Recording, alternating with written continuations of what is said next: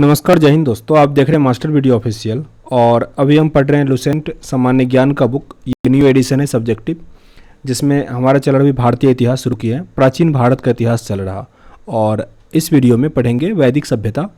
इससे पहले हमने ये एक्सरसाइज कंप्लीट कर लिया है। एक प्लेलिस्ट भी बना दी है जिसमें आपको पूरा टॉपिक वाइज मिलेगा, तो उसका भी लिंक डिस्क्रिप्शन बॉक्स में डाल दिया गया है। साथ ही टेलीग्राम और इंस्टाग्राम दोनों का लिंक डिस्क्रिप्शन बॉक्स में दिया गया है, ज़रूर विजिट कीजिएगा। साथ ही चैनल पे नए हैं सब्सक्राइब जरूर कर लीजिएगा। तो अभी पढ़ते हैं वैदिक सभ्यता। यहाँ पे दिया गया है वैदिक काल का विभाजन दो भागों में। पहला आता है ऋग वैदिक काल, जो कि 1500 से लेकर 1000 ईसा पूर्व तक आता है, और उसके बाद है उत्तर वैदिक काल, जो कि 1000 से लेकर 600 ईसा पूर्व तक का टाइम होता है। कई बार ये प्रश्न आता है कि ऋग वैदिक काल का टेन्योर जो है कब तक है टाइम पीरियड, तो 1500 से लेकर 1000 ईसा पूर्व, जबकि उत्तर वैदिक काल 1000 से लेकर 600 ईसा पूर्व। मतलब ओवरऑल अगर वैदिक सभ्यता की बात करें तो 1500 ईसा पूर्व से लेकर 600 ईसा पूर्व तक का टाइम आता है। आर्य सर्वप्रथम पंजाब एवं अफगानिस्तान में बसे। मैक्स मुलर ने आर्यों का मूल निवास स्थान मध्य एशिया को माना है। आर्यों द्वारा निर्मित सभ्यता वैदिक सभ्यता कहलाई। वैदिक सभ्यता किसके द्वारा निर्मित है? आर्यों के द्वारा। यह एक ग्रामीण सभ्यता थी। आर्यों की भाषा संस्कृत था। कई बार ये प्रश्न आया है। आर्यों का जो भाषा था वो क्या था? संस्कृत था। संस्कृत। आर्य शब्द भाषा समूह को इंगित करता है। आर्य शब्द भाषा समूह को इंगित करता है। आर्यों के प्रशासनिक इकाई आरोही क्रम में इन 5 भागों में बांटा था: कुल, ग्राम, विश्व, जन और राष्ट्र। सबसे बड़ा राष्ट्र था और सबसे छोटा कुल था, यानी कुल, ग्राम, विश्व, जन और राष्ट्र। ग्राम का मुखिया ग्रामिणी, विश्व का प्रधान विश्वपति और जन का शासक राजन कहलाता था। राज्य अधिकारियों में पुरोहित एवं सेनानी प्रमुख था। राज्य अधिकारी जो होता है उसमें पुरोहित और सेनानी प्रमुख था। वशिष्ठ रूढ़िवादी एवं विश्वामित्र उदार पुरोहित थे। जो वशिष्ठ और विश्वामित्र थे, इसमें वशिष्ठ जो है वो रूढ़िवादी थे, जबकि विश्वामित्र जो थे वो उदार पुरोहित थे। और पुरोहित किसे कहा जाता था? जो मतलब वो काफ़ी प्रमुख होता था राज्य अधिकारियों में से, उसे मतलब उसमें से पोस्ट था एक पुरोहित। आगे दिए गए सूत, रथकार व कम्मादी नामक अधिकारी रत्नी कहे जाते थे, जिसकी संख्या राजा सहित करीब 12 हुआ करता था। पूरब ये दुर्गपति होता था। पूरब। स्पष्ट ये जनता की गतिविधियों को देखने वाला गुप्तचर था। स्पष्ट। और यहाँ पे दिशा उत्तर वैदिक शब्द दिया गया राजा का नाम, यानी पूर्वी में प्राची, इसमें सम्राट होता था। पश्चिमी में प्रतीची स्वराष्ट्र। उत्तर में उदीची विराट। मध्य में राजा और दक्षिण में भोज। यहाँ पे वाजपति लिखा है। ये अधिकारी होता था गोचर भूमि का। गोचर भूमि का अधिकारी होता था वाजपति। उग्र ये अपराधियों को पकड़ने का कार्य करता था। उग्र। ऋग्वेद में किसी तरह के न्यायाधिकारी का उल्लेख नहीं किया गया है। जो ऋग्वेद है, वेद पढ़े थे हम लोग, उसमें न्यायिक अधिकारी का उल्लेख नहीं किया गया है। सभा और समिति राजा को सलाह देने वाली संस्था थी। सभा श्रेष्ठ एवं संभ्रांत लोगों की संस्था थी, जबकि समिति जो था वो सामान्य जनता का प्रतिनिधित्व करता था। इसके अध्यक्ष ईशान कहलाता था।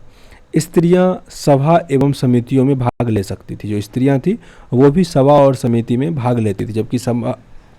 आगे बढ़ते हैं अब। युद्ध में कबीले का नेतृत्व राजा करता था। युद्ध में कबीले का नेतृत्व करता राजा रहता था। युद्ध के लिए गविष्टि शब्द का प्रयोग किया गया है, जिसका अर्थ होता है गायों की खोज। मतलब गाय के लिए ही मेन युद्ध होता था। युद्धों के लिए गविष्टि शब्द का प्रयोग हुआ है, जिसका अर्थ क्या होता था? गायों की खोज। दशराज युद्ध का उल्लेख ऋग्वेद के 7वें मंडल में है। यह युद्ध पुरुषनी, जो कि रावी है नदी, उसके तट पर सुदास एवं 10 जनों के बीच लड़ा गया था, जिसमें सुदास विजय रहा था। दशराज युद्ध में यह किस नदी के तट पर हुआ था? रावी नदी के तट पर, जिसका उल्लेख 7वें मंडल में है ऋग्वेद में। यहाँ उपनिषदों की कुल संख्या 108 है, महापुराणों की संख्या 18 और वेदांग की संख्या 6। उपनिषदों की संख्या 108, महापुराणों की संख्या 18 और वेदांग की संख्या 6 है। ऋग्वैदिक समाज 4 वर्णों में विभक्त था: ब्राह्मण, क्षत्रिय, वैश्य और शूद्र। यह विभाजन व्यवसाय पर आधारित था। ऋग्वेद के 10वें मंडल में जो पुरुष सूक्त में चतुर्वर्णों का उल्लेख में जैसे पढ़े हुए थे, इसमें कहा गया है कि ब्राह्मण जो है वो ब्रह्मा के मुख से निकला है, क्षत्रिय उनकी भुजाओं से, वैश्य उनकी जांघों से और शूद्र जो है वो पैरों से उत्पन्न हुआ है। आर्यों का समाज पितृ प्रधान था। समाज की सबसे छोटी इकाई परिवार या कुल था, जिसका मुखिया पिता होता था, जिसे कुलप भी कहा जाता था। कुलप। स्त्रियां इस काल में अपने पति के साथ यज्ञ कार्य में भाग लेती थी। बाल विवाह एवं पर्दा प्रथा का प्रचलन नहीं था। बाल विवाह और पर्दा प्रथा उस टाइम में प्रचलित नहीं था। विधवा अपने मृतक पति के छोटे भाई यानी देवर से विवाह कर सकती थी। स्त्रियां शिक्षा ग्रहण करती थी। ऋग्वेद में लोपामुद्रा, घोषा, सिक्ता, आपला एवं विश्वास जैसी विदुषी स्त्रियों का वर्णन है। गार्गी में याज्ञवल्क्य को वाद विवाद की चुनौती दी गई है। गार्गी ने याज्ञवल्क्य को वाद विवाद की चुनौती दी थी। यहाँ पे प्रमुख दर्शन और उसके प्रवर्तक दिया गया है। चवार्क का चवार्क, योग का पतंजलि, साख्य का कपिल, न्याय का गौतम, पूर्व मीमांसा का जैमिनी, उत्तर मीमांसा वज्रायन और वैशेषिक का कनाद। जीवन भर अविवाहित रहने वाली महिला को अमाजू कहा जाता था। जीवन भर अविवाहित रहने वाली महिला को अमाजू कहा जाता था। जीविका उपार्जन के लिए वेद वेदांग पढ़ने वाला अध्यापक उपाध्याय कहलाता था। उपाध्याय। आर्यों का मुख्य पेय पदार्थ सोमरस था। आर्यों का मुख्य पेय पदार्थ सोमरस था। यह वनस्पति से बनाया जाता था। आर्य मुख्यतः 3 प्रकार के वस्त्रों का उपयोग करते थे: वास, अधिवास और उसनीस। अंदर पहनने वाले कपड़े को नीवी कहा जाता था। आर्यों के मनोरंजन का मुख्य साधन था संगीत, रथ दौड़, घुड़दौड़ एवं धुत क्रीड़ा। आर्यों का मुख्य व्यवसाय पशुपालन एवं कृषि था। पशुपालन और कृषि। महर्षि कनाद को भारतीय परमाणुवाद का जनक कहा गया है। महर्षि कनाद को भारतीय परमाणुवाद का जनक कहा गया है। गाय को अधन्य, ना मारे जाने योग्य पशु की श्रेणी में रखा गया था। गाय की हत्या करने वाले या उसे घायल करने वाले को वेदों में मृत्युदंड अथवा देश से निकाले जाने की व्यवस्था की गई थी। आर्यों का प्रिय पशु घोड़ा था एवं सर्वाधिक प्रिय देवता जो थे वो इंद्र थे। आर्यों का प्रिय पशु घोड़ा और सर्वाधिक प्रिय देवता वो इंद्र थे। आर्यों द्वारा खोजी गई धातु लोहा थी, जिसे श्याम अयस भी कहा जाता था, जबकि तांबे को लोहित अयस कहा जाता था। रिपीट करते हैं, आर्यों के द्वारा खोजी गई धातु लोहा थी, लोहे को श्याम अयस जबकि तांबे को लोहित अयस कहा जाता था।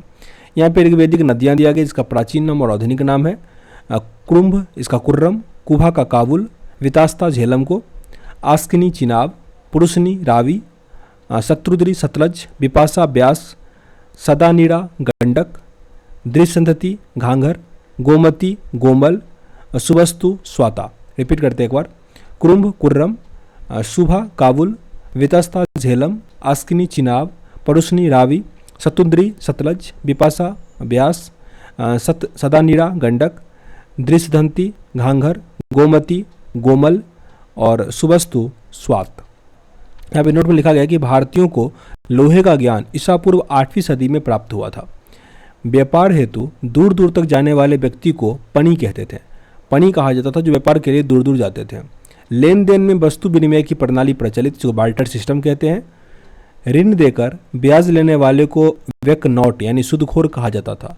ऋण देकर ब्याज लेने वाले को सुदखोर कहा जाता था। मनुष्य एवं देवता के बीच मध्यस्थ की भूमिका निभाने वाले देवता के रूप में अग्नि की पूजा की जाती थी। ऋग्वेद में उल्लेखित नदियों में सरस्वती सबसे पवित्र माना जाता था।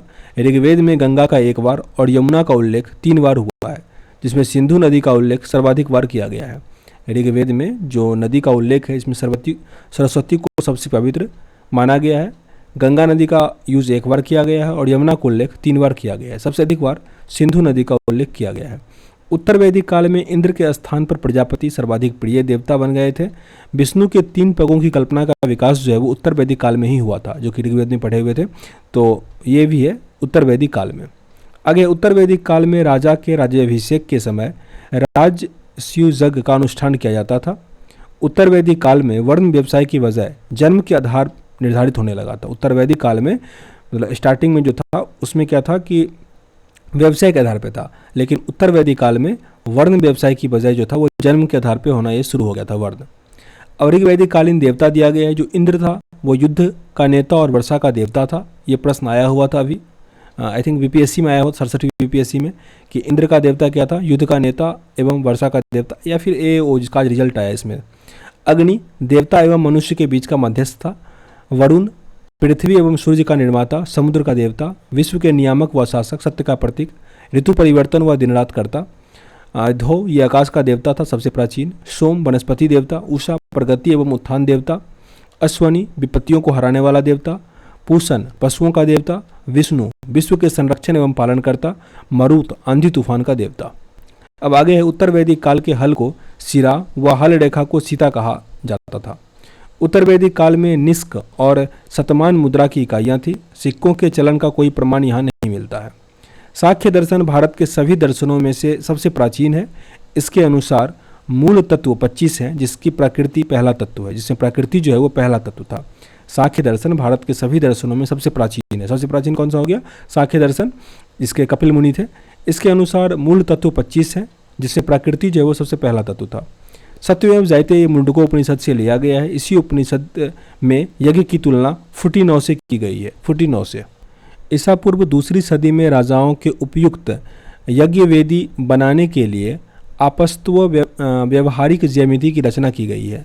गायत्री मंत्र सवृत नामक देवता से संबंधित है। इसका संबंध ऋग्वेद से है। लोगों को आर्य बनाने के लिए विश्वामित्र ने गायत्री मंत्र की रचना की थी। श्राद्ध की प्रथा पहले पहल दत्तात्रेय ऋषि के बेटे निमि ने शुरू किया था।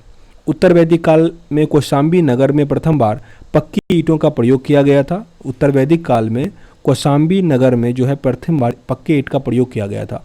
महाकाव्य 2 हैं, महाभारत और रामायण। महाभारत का पुराना नाम जय संहिता था। महाभारत का पुराना नाम जय संहिता था। यह विश्व का सबसे बड़ा महाकाव्य है। ये प्रश्न बिहार SSC 2015 में आया हुआ था। गोत्र नामक संस्था का जन्म उत्तर वैदिक काल में हुआ था। गोत्र नामक संस्था का जन्म उत्तर वैदिक काल में हुआ था। वेदांत दर्शन के मौलिक ग्रंथ ब्रह्मसूत्र एवं वेदांत सूत्र की रचना वदरायण ने किया था। वेदांत दर्शन का जो मौलिक ग्रंथ है ब्रह्मसूत्र या वेदांत सूत्र, इसका रचना किसने किया? वदरायण ने किया। अब इसके आगे जो एक्सरसाइज हुआ है महाजनपदों का उदय, इसको अगले वीडियो में कवर करेंगे, क्योंकि सभी वीडियो में एक एक्सरसाइज कंप्लीट कर रहे हैं, चाहे छोटा हो या बड़ा हो। तो अगले वीडियो में ये मिलेंगे। तो सेशन अगर अच्छा लग रहा हो मेरे भाई तो लाइक और शेयर जरूर कीजिएगा। मिलते हैं नेक्स्ट वीडियो में, तब तक के लिए जय हिंद।